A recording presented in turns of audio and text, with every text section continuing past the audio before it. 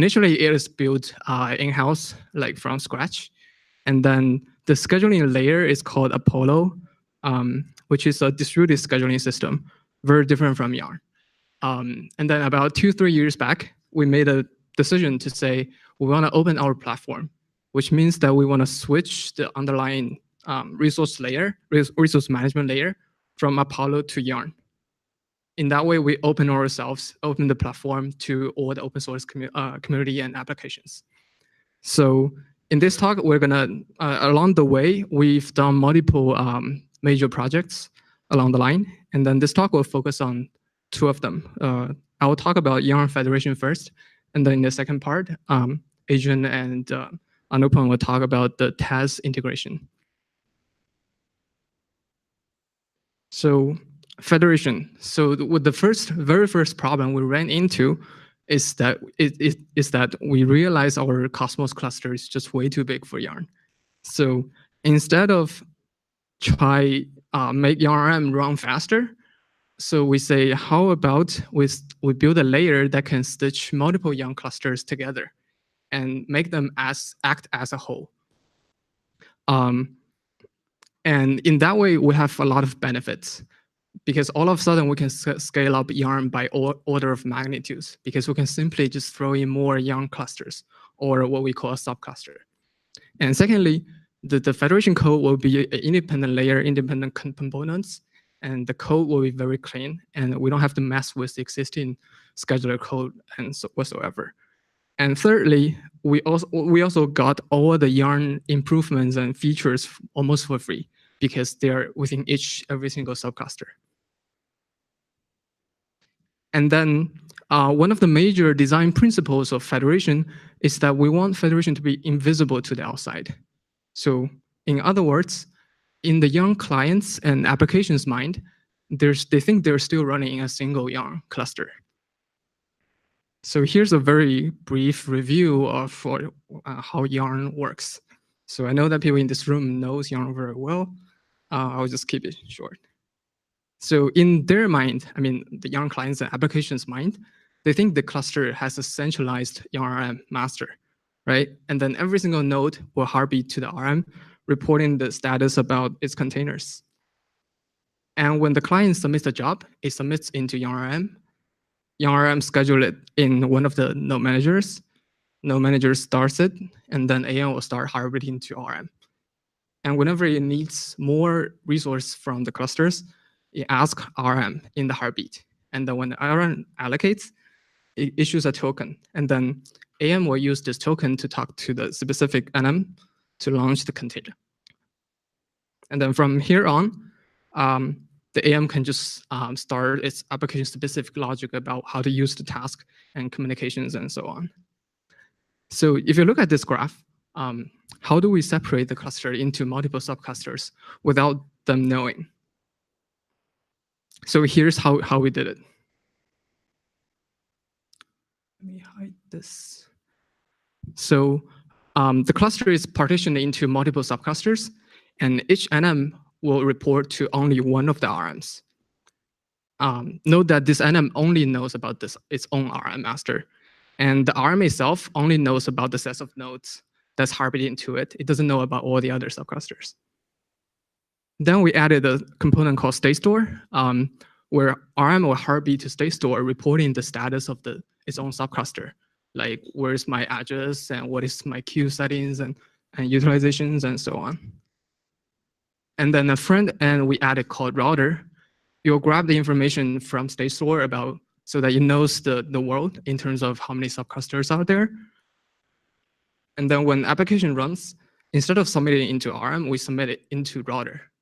And then router will decide where to route this request. Let's say we put it in subcluster 1. And then RM will do the normal thing, schedule it in some node. AM starts. Now, instead of heartbeating to the RM who started the AM, we configured the AM to heartbeat to a new component called AM RM proxy, which is running in every single node throughout the cluster. And then the proxy will actually heartbeat or register itself in all the RMs or part of the subcluster RMs as needed. And then when AM asks for containers from RM, the proxy will split it up and send it to the corresponding RMs as needed. And then when RM allocates the container and send it back to AM, AM will just directly use that container token to talk to the corresponding NM to launch the container. So in this way, AM can literally use every single node out of the entire cluster. So in a nutshell, this is how federation works. So if you think about it like carefully, essentially we've split this conceptual RM of the entire master into two components, router and AM/RM proxy. So router for the clients and the proxy for the AM. Everything else is mostly unchanged. And then for this to work like end-to-end nicely in a federated cluster, all these four components highlighted need to coordinate together and act together so that we can load balance the clusters well. And then they use they fetch the policy or algorithms to use from state store. This is something we call the federation policy. And then finally, this component called global policy generator is used to gather information from every single subcluster and then maintain and update the federation policy and put it in state store. So here's a basic summary of the policy that's being used in federation phase 1. It's also the one that we have already deployed with like 20 subclusters. The router is pretty simple. It just routes application requests. I mean, it routes the applications to certain subclusters randomly according to the policy weights.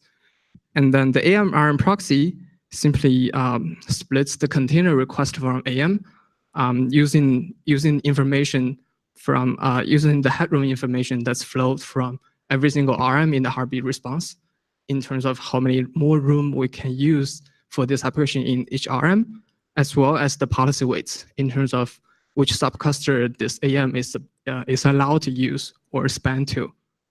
And secondly, this implementation so far respects the allocation locality preference. I'll talk about that in the next slide. So what's next? So remember when I say we try to make federation invisible to the outside, right? So what does it mean? It means that whatever RM, the original RM guarantees, and in terms of the semantic, we need to keep it globally true for the federated cluster. So we're actually very far away from there. There's a lot of things to do. So I'm going to give you two quick examples. So the first one is this locality preference. See, in the original YARN, when AM asks for a container, you can optionally specify saying, I prefer a container to land on this node, right? And then RM respects that. It says, I'll try to put it in this node, and after some time, if I fail, I'll fall back to the rack, which means that it will be some container close by. And then if not, then it will fall back to any. I'll just place you anywhere in the cluster. So if you think about federation, how are we going to do this? Say AM request a container from node 1, and then let's say node 1 is in subcluster 1 here. Then we should probably send this request to subcluster 1, right? Because we want the container to preferably land there. However, what if node 1 is busy? Or even the entire queue in subcluster 1 is occupied so that this application will never get anything soon, right? Like, what if there's a lot of capacity in subcluster 2? Then we should probably, after some time, the proxy should probably resend this same request to subcluster 2 so that like whoever allocates the container first, we should probably cancel the other one. So to avoid like double book. So if you think about this, essentially we've added one more step in terms of this locality fallback. It's like now it's like no rack subcluster any, and then a global any. Now that also I mentioned the queue. So in a federated cluster, every YARN only knows part of the world. It has its own structure about queue capacity, but it's only about the subcluster. So somebody needs to be able to reason in terms of the global queue, at least conceptually, right? So this is where the global federation policy came in place, and GPG will be responsible for doing it. Here's a quick example. So let's say in the global version, in the global queue, we want to have two queues, A and B, and then each of them have 50% of the overall capacity. Then very initially, maybe we'll just configure the same queue, same proportion in both of the subclusters, right? Then what if as thing goes by, applications in Q1 tend to prefer nodes in subcluster 1? And what if the queues in B tend to prefer the second subcluster? So that these two highlighted queue will be very loaded, right? So if this is just a temporary spike, then the strategy I mentioned in the left, into the fallback in terms of the container allocation, will mitigate this problem. But what if it's a long-term thing, right? Then this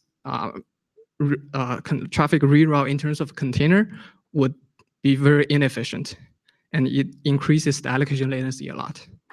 So that's why the GPG should probably take some action, saying that I'm going to adjust the queue setups in both of the subcluster, so that overall both application will get more locality. So this is just a quick idea about what we're trying to do next. So here's a quick status about the federation project. So we have 3 parent JIRAs. The first one, the phase 1 is already merged to chunk and backported to branch 2. And then the second parent JIRA is a set of improvement and bug fixes on top of the phase 1. It's also in chunk and branch 2. And the third parent JIRA is a feature branch that we're still developing. Essentially, we're trying to do this global queue, GPG, as well as the policies properly. And also, we welcome everybody to come join us and contribute. And we have a paper about federation to appear. So now go back to the Cosmos migration project. So this figure shows that in our production fleet, the percentage of machines that's running or managed by YARN. As you can see that as of today, we're almost 100% down. And if you think about this, actually this has been mentioned over quite a lot of time today. So this thing is actually very complicated, because essentially we're talking about reswapping the entire underlying system without no system downtime, no job failure, and no capacity loss. This is a joint effort from multiple teams throughout Microsoft Cosmos. And yeah, and then I'll wrap it up here and hand over to Adrian, which he will talk about the application's perspective about the problems we've seen there. Thank you. All right, I'm going to talk about scope on Tez. To give you an idea of how our jobs look, or at least our larger jobs look in Cosmos, they consume data at the petabyte level.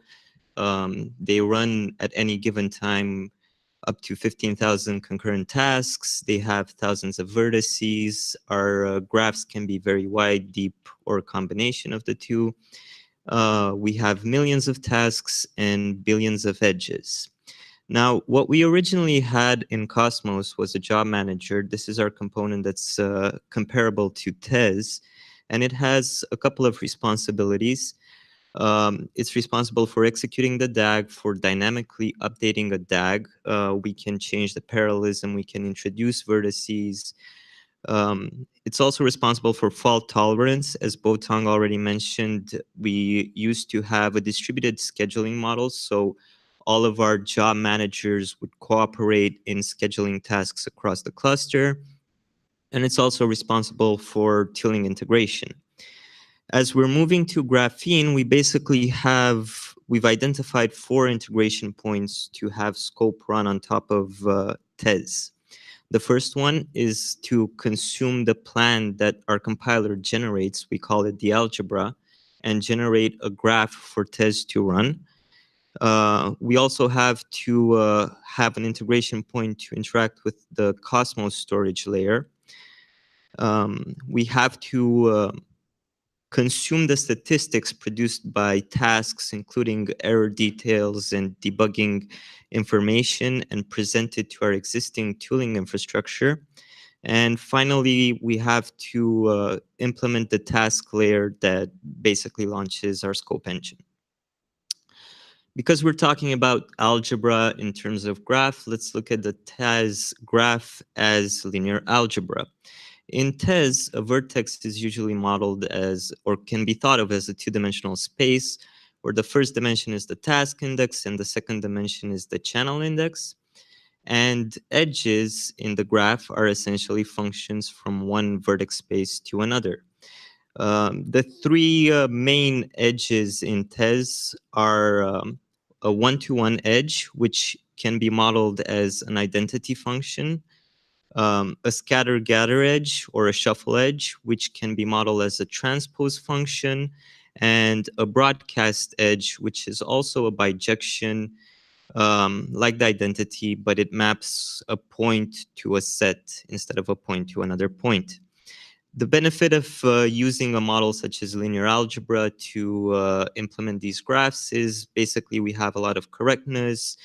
We can exploit function composition and function inverses to direct events either from upstream, downstream, or the other direction. What are the differences in scope? Scope in its logical graph looks at vertices as higher dimension spaces. Examples of this come if you think of a data set that's partitioned across 3 columns. You might model this as a cube. Another difference is the fact that scope models every input and output as an actual vertex in the graph.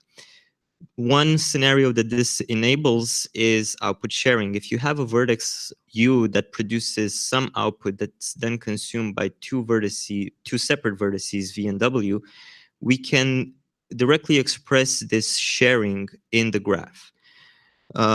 Another thing that we can also model is multi-edge support when some vertex U produces two distinct outputs that are then consumed by the same vertex V.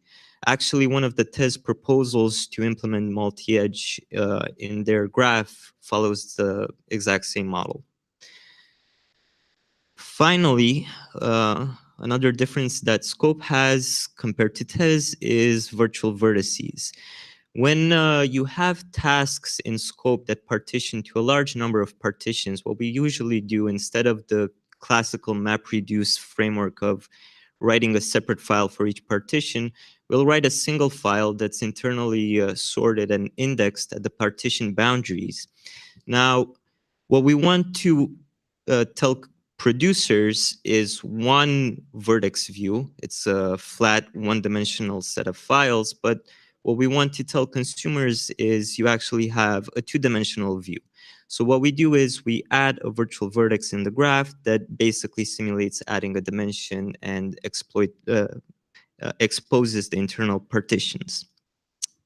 The other use case for virtual vertices is when we're doing unions of outputs.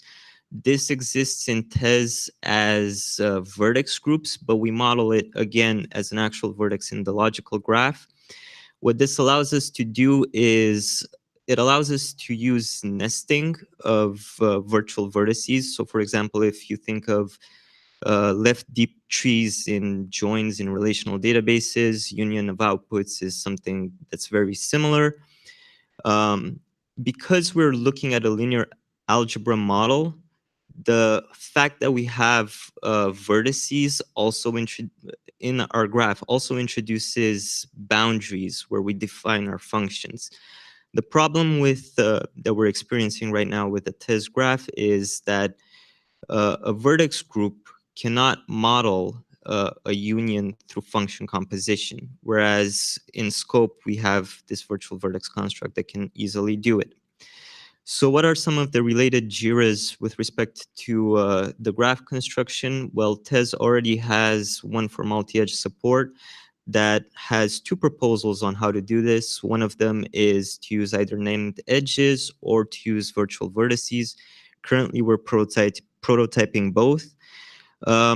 We've also looked a bit at vertex groups. We found them to not exactly match what we need. We've opened a Jira for that to see if the vertex group implementation in Tez should be fixed, or if our understanding doesn't match what currently exists there. And some other future work that we're looking at is the dynamic addition and removal of vertices in the graph in Tez. With this, I'll turn it to Anupam to talk about tooling integration. Thank you.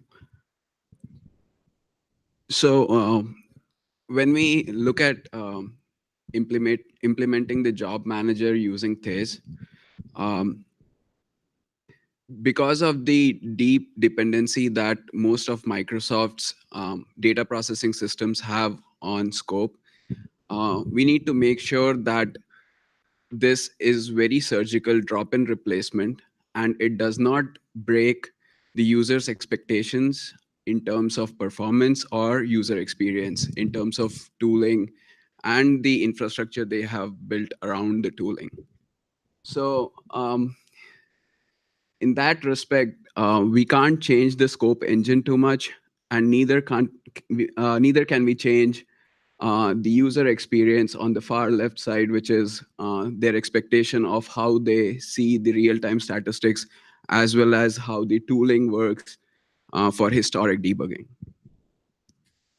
So once we launch a scope task and the scope engine starts running the operators. So scope engine is the implementation of physical operators in scope. So once the scope engine starts running operators, it will send periodic statistics and diagnostics to scope task. And here we have to send this back to Thez. So currently we are using the task statistics to piggyback and kind of smuggle this information back to the AM, where the AM, in the AM, we get the task level statistics through the event listener interface. And we also get the aggregated vertex level statistics. And we push this information out in the expected format, in the format that old job manager used to produce to our statistic servers. So here we have implemented, prototyped this as a user payload within task statistics. The potential issue with that implementation is that task statistics are associated with every task task attempts that we run, and they have a lifetime of the entire job. So a potential issue is memory management there. For now, we are just cleaning up the user payload once we are done using that statistics. But this is something we need to look at. And the other thing we have been working on is integrating with the YARN opportunistic containers. So the opportunistic containers in YARN are basically queuable containers, containers that are queuable on the node manager and also are preemptible. So if a higher priority or what is called the guaranteed container lands on that machine, the opportunistic containers can be preempted.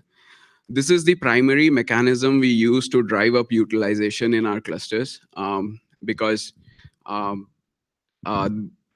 DAGs have different shapes. They start wide, go narrow, then can be wide again. And then you have seasonality, day and night, weekends, weekdays, Black Friday.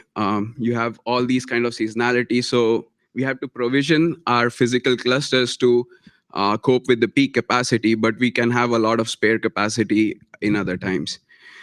So to use the opportunistic containers, the application master needs to have somewhat of a deep understanding of this capability.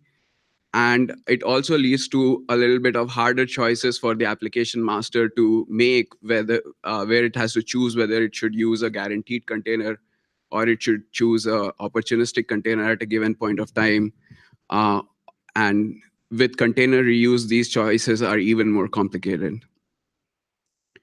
So what we have done is we have prototyped a very simple version using the around the YARN task scheduler service, which basically grabs greedily a configurable amount of opportunistic containers. And for now, we mitigate any stragglers using just the normal speculative execution. But going forward, we are also looking at trying to see if a particular task which is running in an opportunistic containers, if it comes on the critical path for a job and and we think that it could impact the latency of the job, we can either preempt that container and run it somewhere else, or try to promote it from an opportunistic container to a guaranteed container if possible. So this is something we are looking at, and we are going to file a top-level JIRA for this, and basically we invite some discussion and ideas here. So those are the things we are working around Tez in Microsoft. And we'd like to meet you all at the breakout session and discuss more. Thank you.